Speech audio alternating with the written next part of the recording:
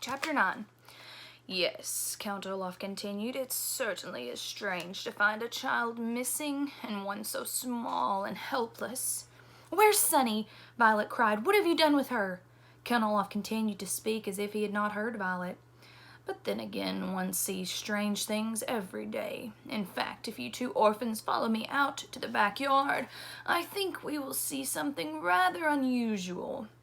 The Baudelaire children didn't say anything, but followed Count Olaf through the house and out the back door. Violet looked around the small, scraggly yard in which she had not been since she and Klaus had been forced to chop wood. The pile of logs they had made was still there, lying untouched, as if Count Olaf had merely made them chop logs for his own amusement rather than for any purpose. Violet shivered, still in her nightgown, but as she gazed here and there, she saw nothing unusual. You're not looking in the right place, Count Olaf said. For children who read so much, you two are remarkably unintelligent. Violet looked over in the direction of Count Olaf, but could not meet his eyes. The eyes on his face, that is. She was staring at his feet, and could see the tattooed eye that had been watching the Baudelaire orphans since their troubles had begun.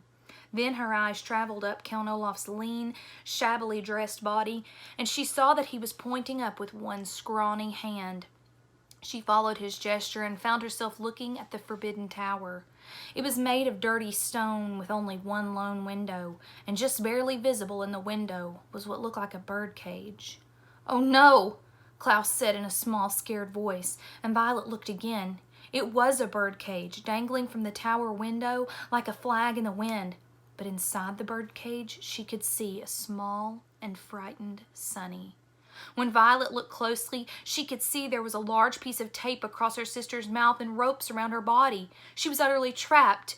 "Let her go," Violet said to Count Olaf. "She's done nothing to you. She's an infant." "Well now," Count Olaf said, sitting on a stump, "if you really want me to let her go, I will. But surely even a stupid brat like you might realize that if I let her go, or more accurately, if I ask my comrade to let her go, poor little Sunny might not survive the fall down to the ground. It's a 30-foot tower, and there's a very long way for a little person to fall, even when she's in a cage. But if you insist..."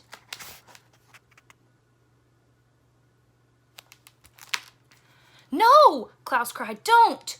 Violet looked into Count Olaf's eyes and then at the small parcel that was her sister hanging over the top of the tower and moved slowly in the breeze. She pictured Sunny toppling from the tower and onto the ground, and pictured her sister's last thoughts being one of sheer terror. "Please," she said to Count Olaf, feeling tears in her eyes. "She's just a baby. We'll do anything, anything. Just don't harm her." "Anything?" Count Olaf said, his eyebrow rising. He leaned forward to Violet and gazed into her eyes. "Anything? Would you, for instance, consider marrying me during tomorrow night's performance?" Violet stared at him. She had an odd feeling in her stomach, as if she were the one being thrown from a great height. The really frightening thing about Count Olaf, she realized, was that he was very smart after all. He wasn't merely an unsavory drunken brute, but an unsavory, clever drunken brute. "While you were busy reading books and making accusations," Count Olaf said, "I had one of my quietest, sneakiest assistants sulk into your bedroom and steal little Sunny away. She's perfectly safe, for now. But I consider her to be a stick behind a stubborn mule." "Our sister is not a stick," Klaus said. "A stubborn mule," Count Olaf explained, "does not move in the direction its owner wants it to. In that way, it is like you children, who insist on mucking up my plans. Any animal owner will tell you that a stubborn mule will move in the proper direction if there is a carrot in front of it and a stick behind it. It will move toward the carrot because it wants the reward of food, and away from the stick because it does not want the punishment of pain. Likewise, you will do what I say to avoid the punishment of the loss of your sister, and because you want the reward of surviving this experience. Now, Violet, let me ask you again, will you marry me?" Violet swallowed and looked down at Count Olaf's tattoo. She could not bring herself to answer. "Come now," he said, his voice faking, a word which means feigning kindness. He reached out a hand and stroked Violet's hair. Would it be so terrible to be my bride? To live in my house for the rest of your life?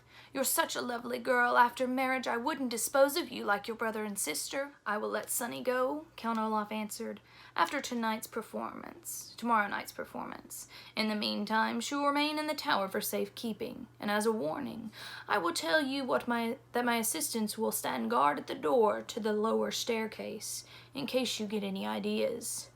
You are a terrible man, Klaus spat out, but Count Olaf merely smiled again. I may be a terrible man, Count Olaf said, but I've been able to concoct a foolproof way of getting your fortune, which is more than you've been able to do. And with that, he began to stride toward the house. Remember that, orphans, he said. You may have read more books than I have, but it didn't help you gain the upper hand in this situation. Now, give me that book which gave you such grand ideas, and do the chores assigned to you.